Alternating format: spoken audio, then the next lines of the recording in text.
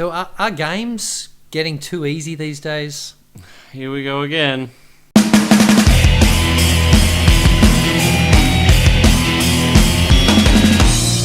So welcome to the first official episode of the Super Adventure Show. That's serious.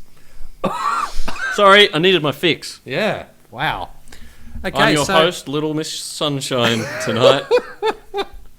Yes, I was looking through the cupboards for some coffee cups, and I thought, yeah, I'm a top dad. And what can I get Mark? Oh, Little Miss Sunshine. What are you talking about? This is my cup. It is now. It is now. Great. Yeah. So we were discussing. We were going to have a topic about the difficulty of games. We thought we're going to make the point that games were getting too easy in this day and age. Yeah. So we thought, okay, what can be some of our angles? And it actually fell completely apart. It just fell to shit. Yeah. Because you've got the argument of the actual difficulty settings in games. Like you can ramp it up if it's too easy, and you can, depending on how much you play.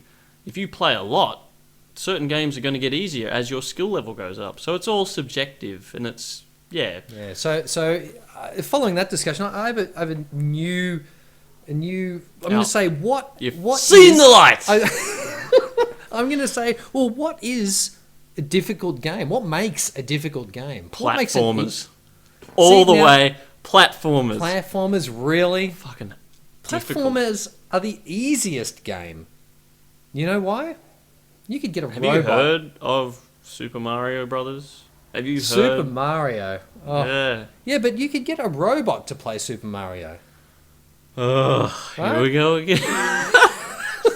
Because I was saying... All right, explain this to me. Explain how you're going to get a robot to Super Mario play Super Mario successfully. This is where I think I can my definition of difficulty comes into it. Because Super Mario, okay, you start trying to jump. Oh, you've got to time things perfectly to get over those obstacles, right?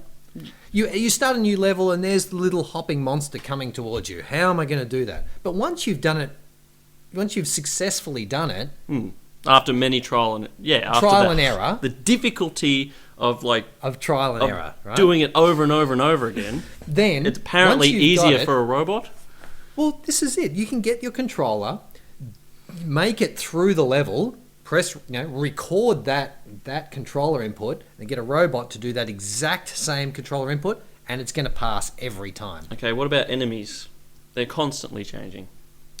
Aren't they changing to your input?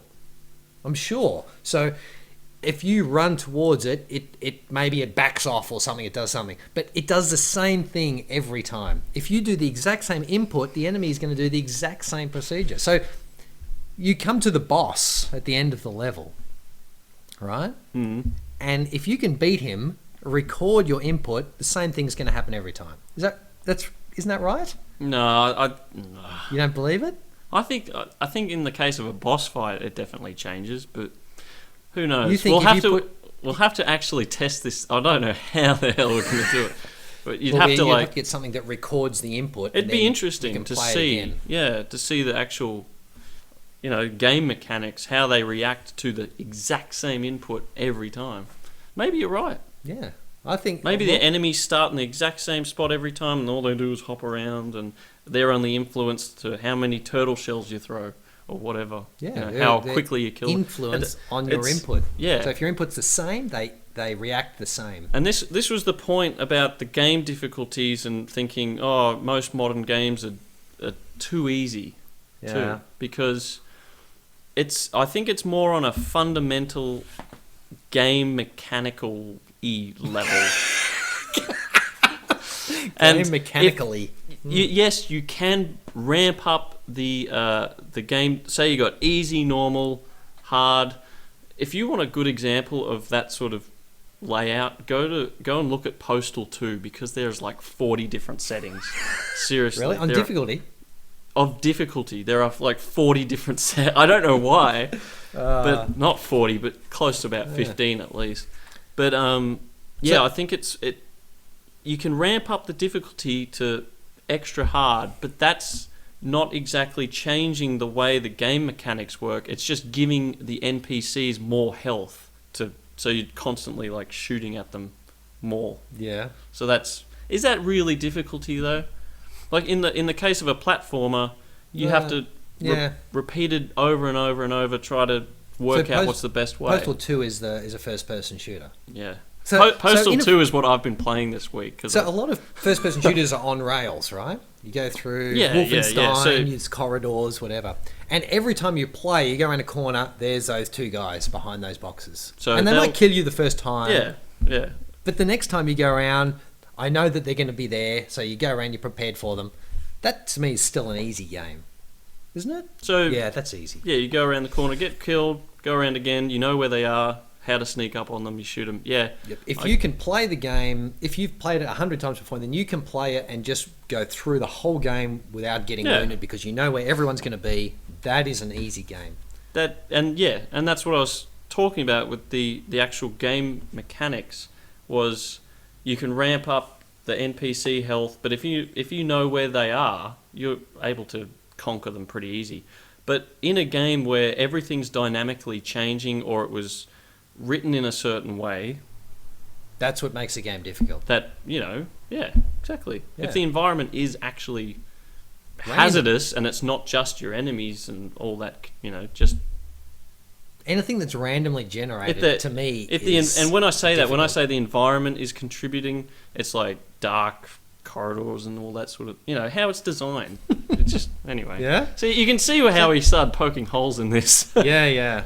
We completely poked so many holes in my first theory that we're like, we're not going to discuss it. It's just not going to work. So I mean, some of the things that I think are difficult are real-time strategies. They are quite because difficult. The AI has it makes choices, and it won't make the same choice every time. So you can't predict what the enemy is going to do. Well, you can predict, but you may not get it right every time. Yeah, and that's God, that might be poking a hole in my own theory again. That's coming into first-person shooters nowadays too. Like Left 4 Dead has the AI director, which apparently, and I haven't really seen it, changes the environment or which paths you can take. Which Left 4 Dead? So the latest one. Left 4 Dead 2, I think it was. The one you play the game once and it'll take you this way with so many enemies, and then the next time you play it'll take you another way with a different scattering of enemies. So it's slowly coming in, but it's still not quite the same. Yeah. Real-time strategy is just a headache in itself. The only games that then become truly difficult are things like XCOM, where the alien placement and the terrain is completely randomly generated every time you play. You could never play that game twice and have the same result. No. Every time you play, things are so if you finding that game difficult at the start, it will always be difficult. That's a truly difficult game. That's the way it was designed. And if it's too easy, yes, ramp up the difficulty, and it will be difficult, truly difficult. Difficulter. Is that a word? No. Difficulter. No. Yeah. So one of the games that I did find difficult because it was a real-time strategy, which I think there is inherent difficulty in, was one of my favourites was Homeworld, because Homeworld, it was one of my favourites. So I looked it up. I'm like, what year did that come out? Like, that's when games were good. So I looked it up. It's like 1999 or something. But it also said being re-released in 2014. Yeah. And it's being released in HD. Have you heard of this? HD release. Yes. Really? Age of Empires did it. Age of Empires 2. They re-released Age of Empires 2 in HD. Still, it looks relatively the same. Yeah. But it's HD, which just means they've stretched it. No, not really, but you know what I mean. Yeah. But games doing this all the time. Like they hadn't seen that. They had Age of Empires 3. It was a bit rubbish. People preferred Age of Empires 2, and were still playing it, so they re-released it. Yeah, I hadn't seen that, but anyway, I'd recommend buying this game when it comes out in HD, because the original was just awesome. Like, it had this awesome soundtrack. It had this great story. Like, it brought me to tears. I was weeping during this game. What? It was... What? It brought you to tears. Yeah, it was You a cried really over a strategy game. yes. It was not because it was a strategy. It is quite emotional. It's not because it was a strategy. It's the I'm being soundtrack. taken over. It was the they're soundtrack being- and the story. It was just what you saying. You've never wept from a game? Like, surely there's The only time that I've come close to crying in a game is a particular instance in DayZ where DayZ, where you could cry all the time in that game if you weren't emotionally prepared. But 3 teenagers stuck me up in a jail cell. How is that? Well, this is the thing. They rifled through my backpack and they took my can opener, and they were smug about it as well. And they said, they took my can opener. How am I supposed to open food? How am I supposed to provide for myself? Serious? I've got a bunch of cans there that I didn't open. Oh, How am I supposed to open them now and feed myself? How am I supposed to be independent? They just took it away from me. It's sad that you were crying about that. I wasn't crying. I was not crying. Right. I was almost there. You were just nearly crying. Yes. Okay. Jesus. Well, yes. God, just thinking about it now makes me so angry. Makes me so angry. Well, goddamn teenagers.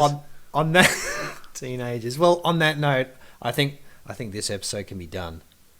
You done? Was there anything else you really wanted to talk about today? No. You know, I was gonna. We were bringing up computer games because in the original episode, in our pilot, there was quite a few comments saying, "Oh, I didn't know you guys were gamers." I'm not posting my Steam name. Sorry, people. How come?